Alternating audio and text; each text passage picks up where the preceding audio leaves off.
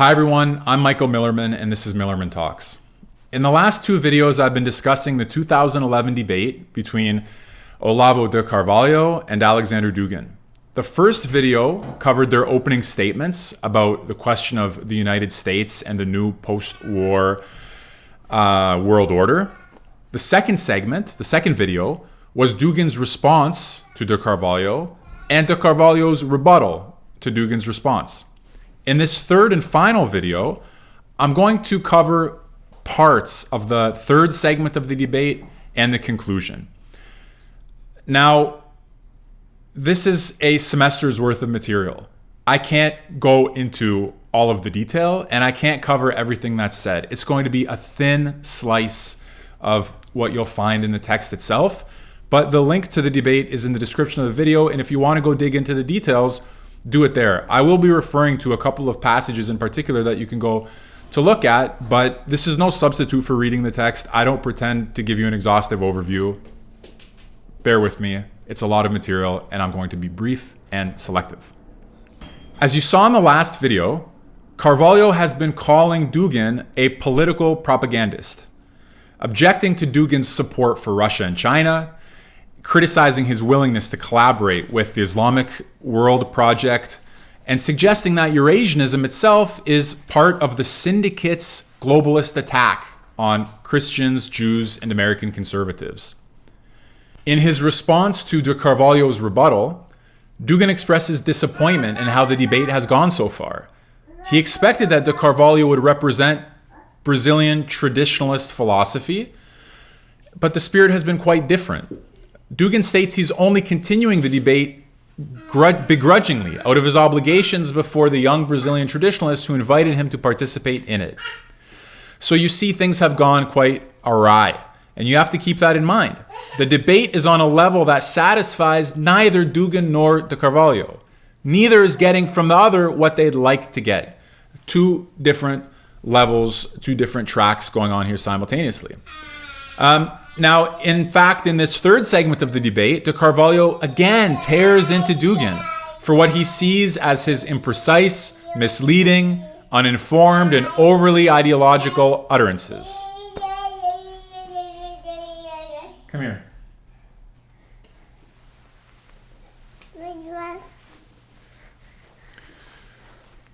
Dugin, for his part, maintains that the contrast between himself and de Carvalho is not, like de Carvalho says, that one is a detached scientific observer and the other a warrior ideologue, but rather both are professor warriors. They both combine the functions of being detached and engaged, seeking understanding and promoting action. Dugin says both of them are trying to understand the world and to advocate for what they see as good in it, against what they see as evil in it. What accounts for the different visions is not that Dugin is an ideologue and de Carvalho a scholar, Dugin says, but rather that each of these professor warriors operates with different ontologies, anthropologies, and sociologies, largely civilizationally determined. Dugin responds to claims that he's a mere ideologue by suggesting that de Carvalho is ideological in playing on the false humanitarian sensibility of a Western audience when he attacks Russia and China and when he says nothing about US atrocities. For Dugin, de Carvalho is just positioning himself to be close to the Christian American right, and Dugin sees that as a marginal, idiosyncratic, and disingenuous stance. If you recall from the last video, de Carvalho says he's on the side of Catholic and Protestant Christians, the Jewish people, and American nationalists. But remember, he thinks they don't really stand a chance against the three monsters, Russia, China, Western globalism, and the Islamic project. But nevertheless, they're the three powers that he says he supports despite being underdogs: Catholic and Protestant Christians, the Jewish people, and American nationalists. So Dugin interprets that as follows. He says de Carvalho is on the paleo-conservative side of the modern West. Now, modern for Dugin is a bad word. The primary target of his philosophical, ideological, and practical ire is the modern. He's against the modern world. So to call Carvalho modern, a modern paleoconservative, is a criticism. paleocons, Dugin writes, remember this is 2011, have lost the battle for the Republican Party. And they've lost the battle against the globalists. They're losers. American paleoconservatives, he writes, the traditional American right, are doomed. Their discourse is incoherent, weak, and too idiosyncratic. Paleoconservatism is an inadequate response to globalism for Dugin. Anti-modern traditionalism is the way to go. To return to the tradition, he says, we need to accomplish the revolt against the modern world and against the modern West, alluding to Julius Evola. Absolute revolt, spiritual, traditionalist, and social, parenthetically socialist. The West is in agony. We need to save the world from this agony and maybe save the West from itself. The modern and postmodern world must die. Only in that way can real traditional values be preserved. The best representatives of the deep and noble West, I'm still quoting, should be with the rest. Oh no, I'm not quoting. I'm paraphrasing. The best representatives of the deep and noble West should not be with the globalist West, but with the rest against the modern West. De Carvalho chooses the modern West, even though he pretends not to choose. So basically, Dugin's criticism is this. You have the West, modern West, and you have the non-modern rest alternative. And if you try to find a third way or a third position that isn't between these two powers, like for example, the paleo-conservative modern West, you're fighting a losing battle. It's not relevant, it's not serious, it doesn't have a chance, it's marginal, and so on. And that is a big part of his criticism of de Carvalho's proposals. So he continues to hate the East and to hate the globalist elite. You see, so neither one nor the other is de Carvalho's position, neither nor. That is his personal decision, maybe the decision of some North American Christian right, but it's too marginal and of no interest for me, Dugin writes. So as for his ideas about the syndicate, now if you remember from the last video, or if you haven't watched it, that's fine. But de Carvalho claims that the global elite is not centered in the United States. It's not American. You can't equate globalist elite with America, because he says that the global elite, this syndicate, series of families that live outside of the United States, whose goal is in part to destroy the United States. So Dugin calls that theory a banal and one-dimensional conspiracy theory. And he writes that there are many other theories of a more extravagant and brilliant kind in their idiotism, including David Icke's theory about interdimensional reptilians. And Dugin has written a book called Conspirology, a study of the sociology of conspiracies, and that's what he's referring to in this section. He says it's a conspiracy theory, but there are much more interesting ones. If you want to know about them, read my book. The structural reason in de Carvalho's thought for this theory of the syndicate, of saying that the global elite is not US-based, is that it allows him to distinguish between the West he hates, the globalist West, and the West he loves, the modern paleo-conservative American nationalist, pro-Christian, pro-Jewish West. Dugin is willing to agree that there is a syndicate, that there is a ruling global elite that must be opposed. But he again asserts, as he did in his opening statement, that it is hyper-individualistic, liberal, and concretely North American. It does support free market capitalism and not state socialism, as de Carvalho had argued in his response to Dugin's submission. So they're not actually really debating this point about the global elite and whether it's global or whether it's US. They're just exchanging incompatible assertions against one another. De Carvalho has offered some sources to follow up on for proof about the existence and nature of the syndicate, and Dugin is responding by categorizing that as a uninteresting conspiracy theory with some truth to it, but that one that misses the most important points. Here's how de Carvalho, by the way, responds to Dugin's claim that he has a conspiracy theory.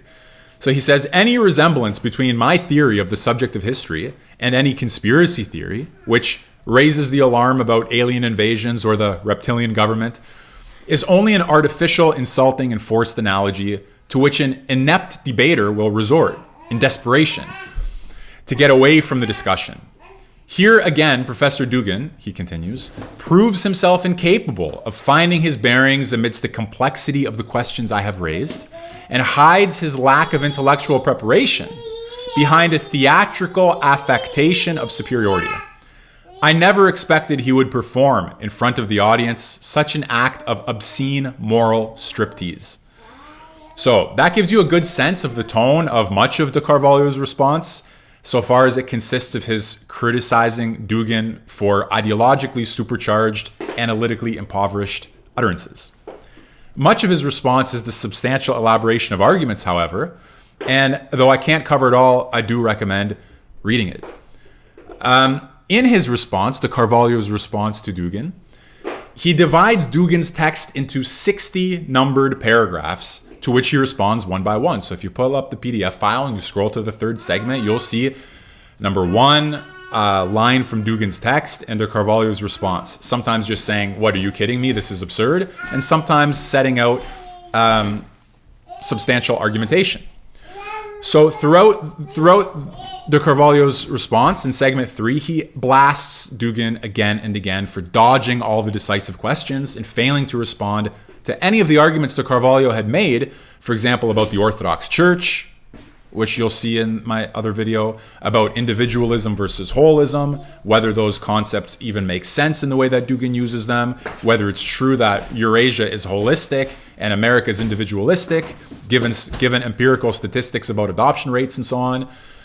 He has nothing to say about arguments against Russian and Chinese brutality and all of the other points from the previous round of the debate, according to de Carvalho.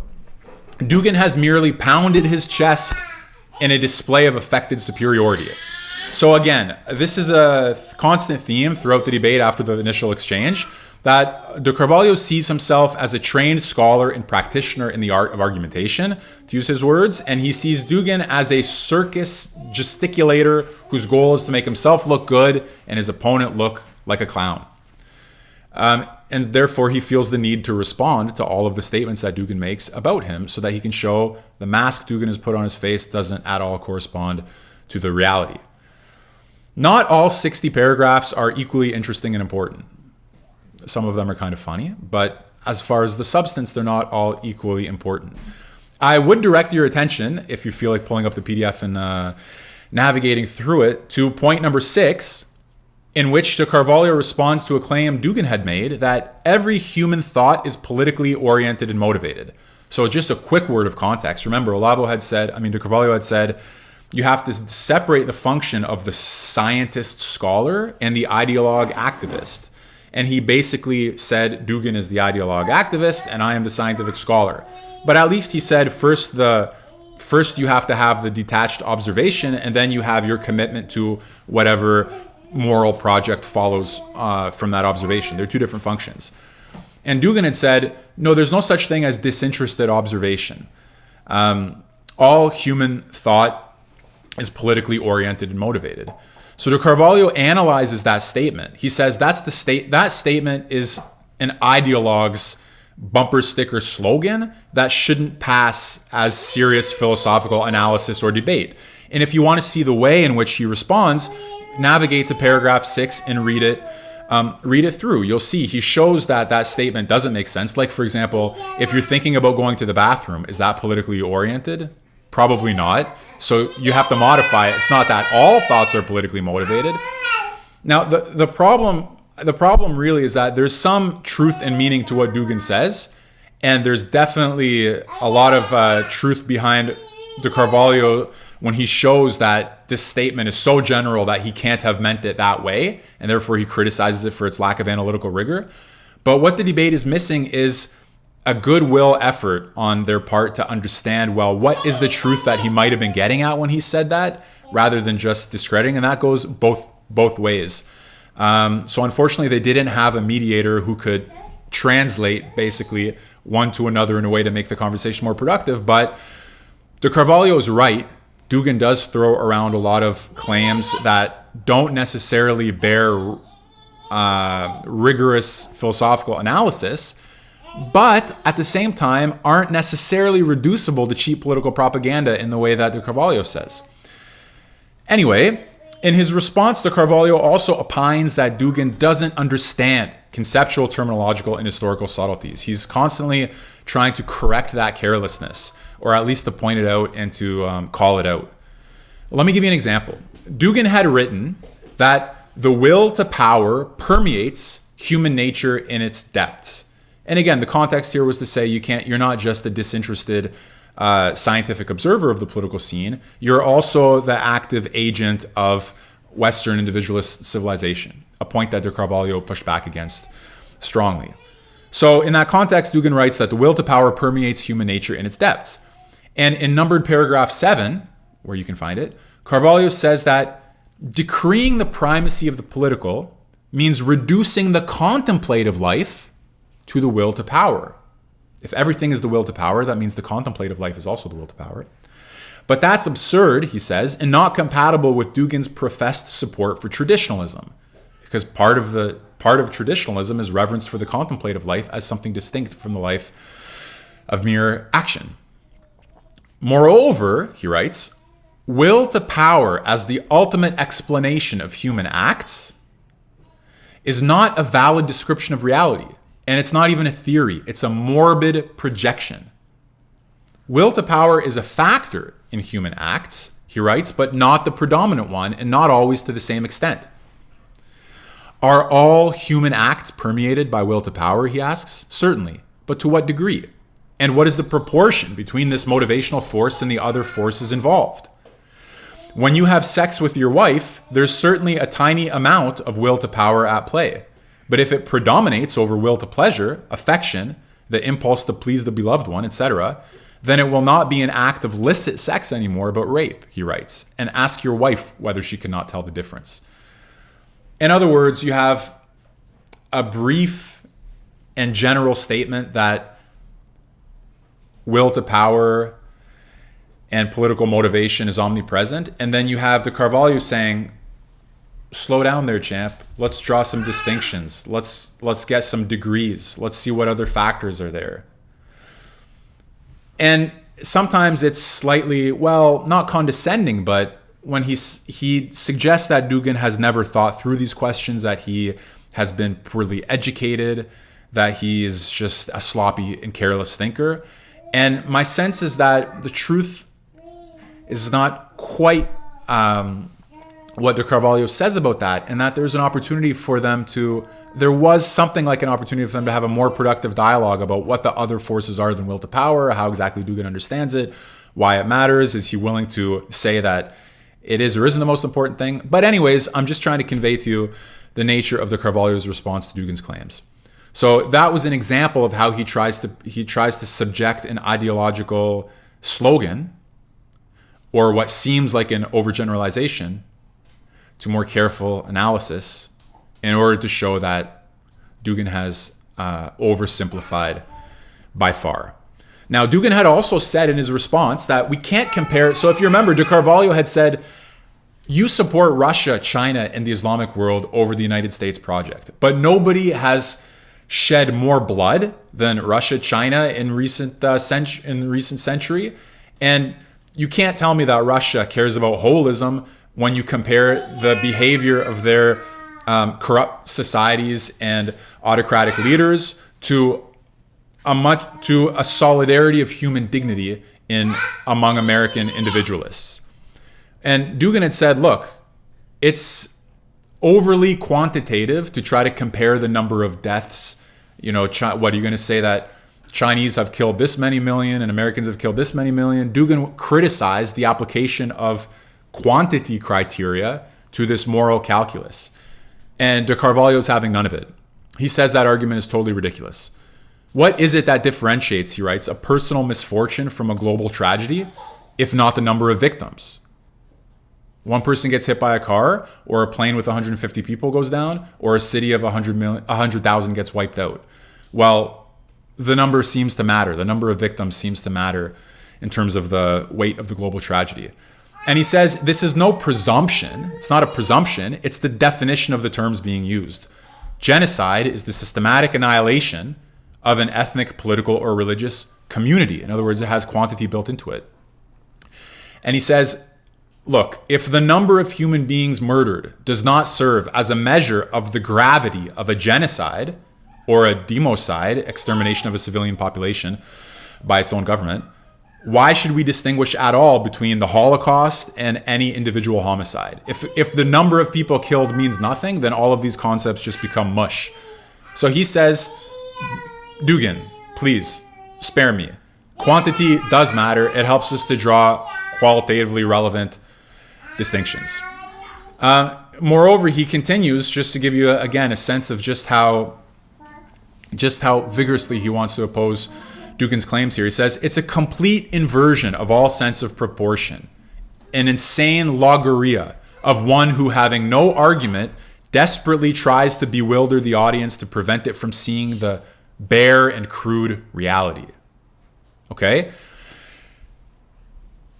Now remember I said there's 60 points. I'm going through 2 or 3 of them here at most. But are you beginning to get a sense of what some of them are like? So if Dugin says you're either with the West or you're with the rest against the West, de Carvalho will say, hang on a second here. Let's draw some distinctions. There's not just a West and the rest. There are different categories. There are different actors. There are different allegiances. And moreover, one of de Carvalho's criticisms is that Dugin is discounting non-powerful alternatives. And if I could find that passage for you, I think it's important to read. So bear with me for a minute here. Let me see if I can find it. Let me read you this whole, and I'm gonna read you a long passage here. It's in section 41, just skipping ahead, fabricating unity. So he provides an excerpt of something that Dugin had written in his response concerning precisely what I was saying about aligning. You're either the West or you're the rest, and you can't be this marginal position like paleoconservative. And here's what de Carvalho writes. Professor Dugin completes his striptease, divesting himself of his last piece of garment. Given that it's obviously impossible to reconcile at the doctrinal level, proposals as antagonistic as communism and Islamism, fascism and anarchism, traditional spirituality and dictatorships that crush religion by fire and sword, Eurasianism artificially builds a negative unity based on sheer hatred of a supposed common enemy. Hence, he has to divide the world into 2, the West against the rest, and the rest against the West. And then set out to build the ideal city, quote unquote, based on nuclear war and the destruction of the planet. It's no wonder that such a man can only imagine himself to be hated, because hatred is quite clearly the sole sentiment he knows. Now we're getting to the passage that I wanted to emphasize in particular. What is even more significant is that he excludes as irrelevant the possibility of allying with forces that are alien and oblivious to this conflict by calling them too marginal and of no interest. Whatever values that are not capable of being embodied in a geopolitical power are indeed contemptible and of no interest to him. Throughout history, the highest values have been many times on the weak side and with the few. The history of the origins of Christianity illustrates that in the clearest way. Actually, the Christianization of Russia, undertaken by unarmed monks surrounded by countless dangers, is also an exemplary case. Now the crucial lines. Professor Dugin forbids us to side with that which is simply right. He forbids us to love the good simply for its own sake. He only allows us a choice between powers which are armed to the teeth. Had he been a Bible character, he would have refused to take the side of that minority sect whose leader was flayed with a whip and hung defenseless on the cross. So Dugin says you must make a choice, and your choice must be between the most powerful and relevant alternatives. De Carvalho says truth is often on the side not of the powers, but of the marginal, of the weak, and of those, as a Christian, who hang defenseless on the cross. Now, of course, this just opens up a world of potential discussion and interpretation, and I leave that to you with your friends, with your drinks, in good company, to try to work out the details. But it's a powerful critique that ultimately goes unanswered. Okay, back to my notes here. So another interesting objection that he makes comes in point 15, where he writes this. So remember, Dugin says, you support the individualistic, materialistic, secular, modern, progressive West. All of that is bad. And I support the anti-modern, traditionalist alternative to the West, whether it's embodied in Russia, China, or Islam, or anything else. Now, his position is actually more nuanced than that, but in the context of the debate, that's roughly what he has said. Now, de Carvalho says, Professor Dugin's mind was much molded much more by Western intellectuality than by any Eastern spiritual tradition. While one of my formative influences, he says about himself, was Swami Dayananda Saraswati, director of the Academy of Vedic Studies of Bombay. After that experience, I still allowed myself to be imbued with Orientalism to the point of becoming the author of Islamic studies that won an award from the government of Saudi Arabia. The difference between us lies in our personal intellectual experience, not in our civilizations. If you saw the last video, Dugin takes himself and de Carvalho, kind of following in a way de Carvalho's initial statements about this, they're civilizational representatives. De Carvalho says, if you remember, Dugin had said, I'm more Brazilian than you are, Mr. America. And now Carvalho says, I'm more Eastern than you are, Mr. Eurasia. Okay, tit for tat. But hey, there may be something to it. Now, I can imagine him saying, you won an award from Saudi Arabia. Okay, but the Islamic Eurasianism isn't Saudi Arabian, it's Iranian. But okay, we'll leave that for another occasion.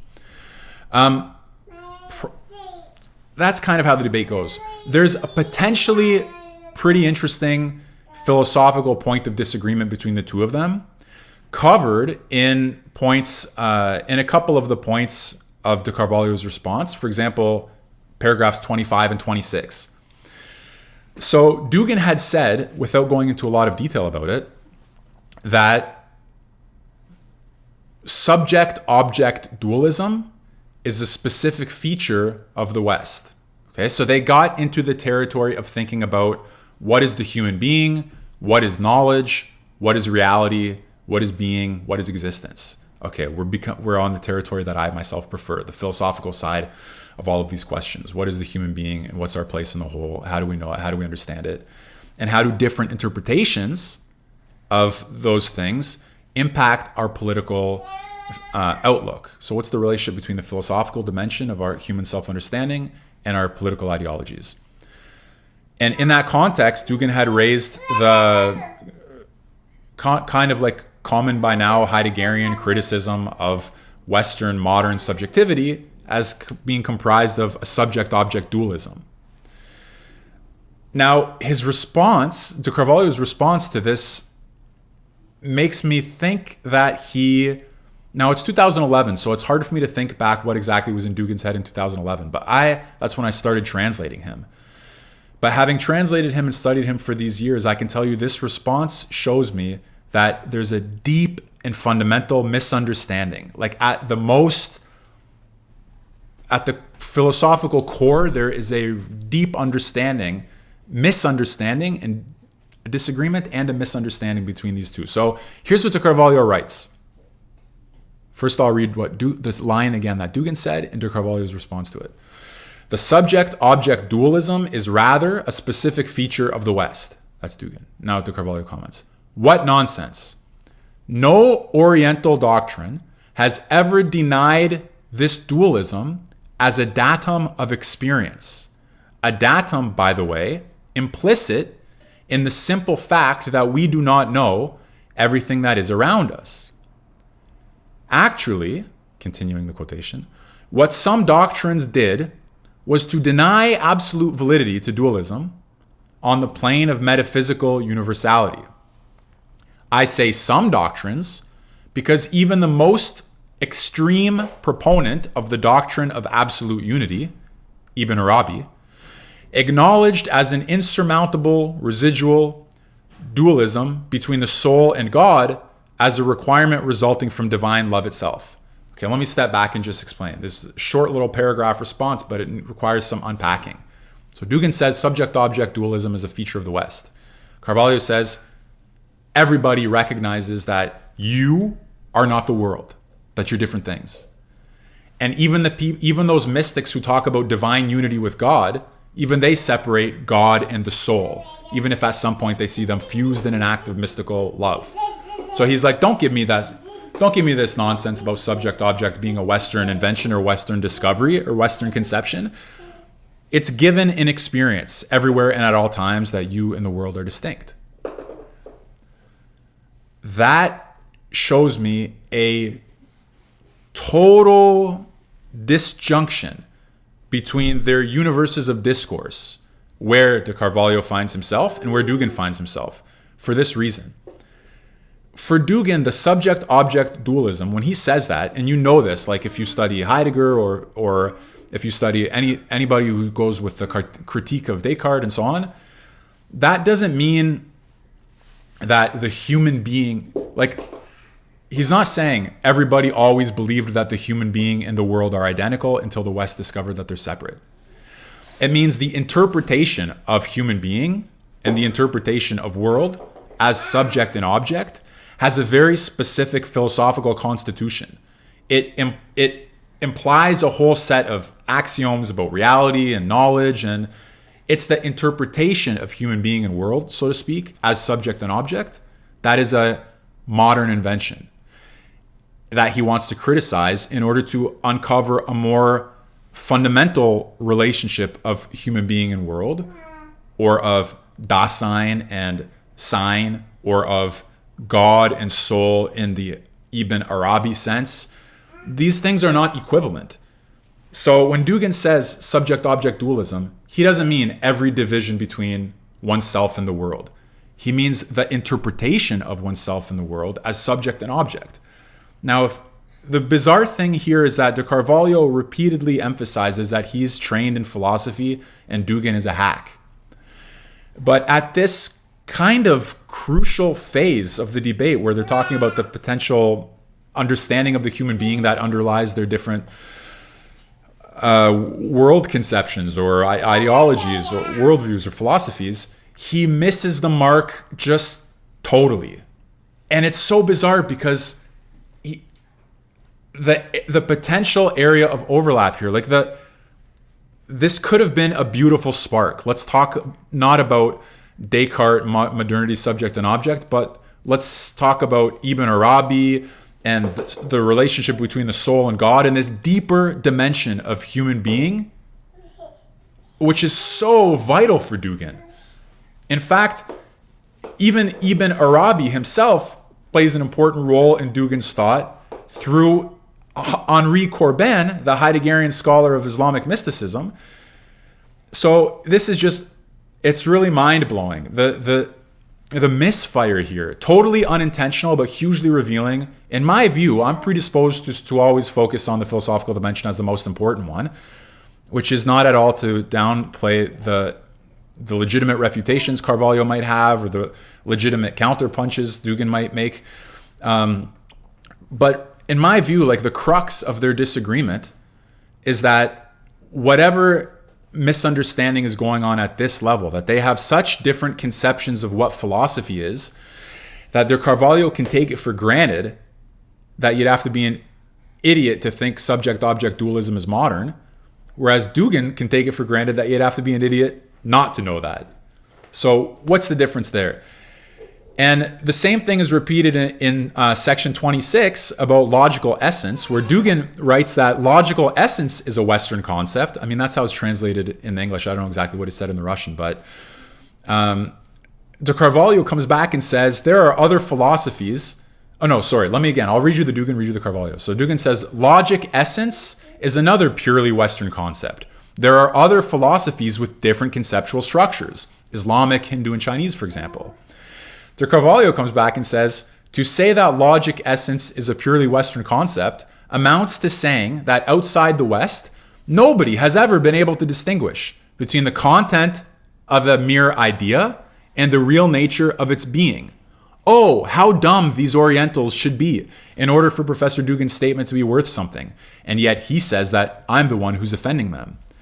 So the reason that sounds so dumb to Professor Carvalho is because he is misunderstanding the meaning of Dugin's claim because they're interpreting these words in light of completely different understandings of their philosophical significance. And I venture to say that the crucial difference here is their understanding of Heidegger. You can't know what these words mean for Dugin, what these arguments mean, without having passed through trial by fire together with Heidegger. And there's abundant evidence, especially in section 25, that de Carvalho, whatever else the merits of his arguments might be, hasn't done so. So that's like, if I can leave you with the philosophers or those of you sympathetic to philosophy who may be watching this, who've watched it, sat through this much of it, thank you. I hope you found it interesting. This is really the crux. This is the crux of the debate. Those sections on reality, concept, beings, existence, subjectivity, subject-object split. That's, I think, where you'll find that's where the magic happens. Okay, moving on briefly. So disagreement for the traditionalists among you. Disagreement over René Guénon is raised in paragraphs 33 to 35, with de Carvalho relying on the fact that Guénon blamed all the evil in the world on the 7 towers of the devil, 2 of which he says are located in Russia and 1 in the post-Soviet space. So what does that mean? You can't use Guénon to appeal to Eurasia against the West, because in Guénon's own view of the origins of evil, 3/7 are in the Soviet space or post-Soviet space. All right, let me see here. So much for the 60 points. As I told you, I can barely scratch the surface of it. I've just tried to show you some of the passages that I think are most interesting. Now, the 4th section is their concluding statements. Here, I'm going to be even more brief than I've been about the 3rd section. Let me just leave you with this passage from Dugin's concluding remarks. So the key word for the 4th political theory is multipolarity in all senses: geopolitical, cultural, axiological, economical, and so on. The important vision of nous, intellect, of the Greek philosopher Plotinus corresponds to our ideal. The intellect is one and multiple at the same time, because it has all kinds of differences in itself, not uniform or mixed, but taken as such with all their particularities. The future world should be noetic in some way. Multiplicity, diversity, should be taken as richness and treasure, not as a reason of inevitable conflict.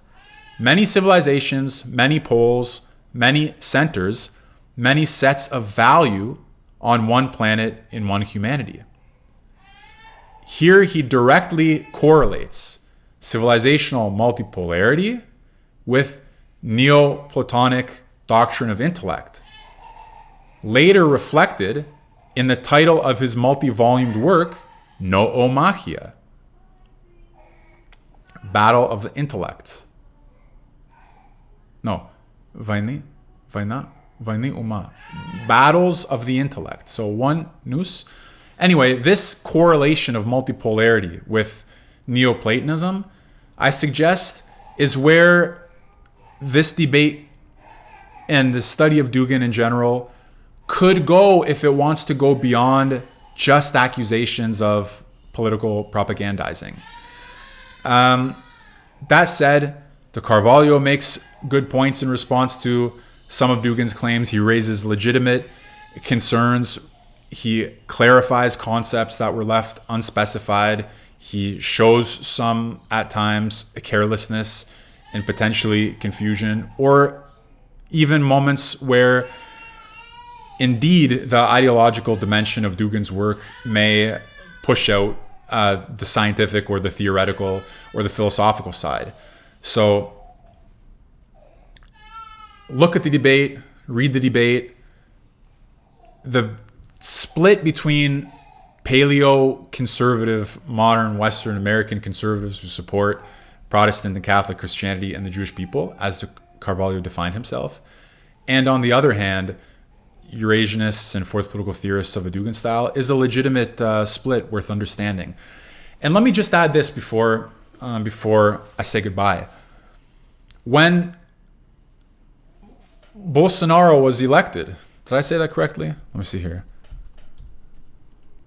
Bolsonaro, yeah. When Bolsonaro became president of Brazil, there was a lot of talk of the rise of right-wing populists, fascists, nationalists around the world, equating all of them one to another. Netanyahu equals Putin equals Trump equals Bolsonaro equals Orban, and so on. But here you actually see that there's a criticism of Bolsonaro's ideologue, or Bolsonaro's state philosopher, if that's what he's become, or at least this thinker whose ideas underpin, according to Bolsonaro's son, some of the policy and ideology of the new Brazilian government. You actually see a traditionalist criticism of that. And without understanding debates like this one, we'll put everything in the same soup and we won't be able to draw any distinctions, and policy will be bad, analysis will be bad, and confusion will reign. So hopefully you found this debate to be, hopefully you found these videos to be a helpful introduction to the debate. I'm sorry if I droned on and on. It's hard to cover 167 pages in 3 short videos, but I do hope that you've enjoyed it. Leave your comments, like the video, share it, follow the channel. There's a lot more to come. Thanks a lot for watching. See you again soon. Good? Can I stop? Oh my goodness, 50 minutes.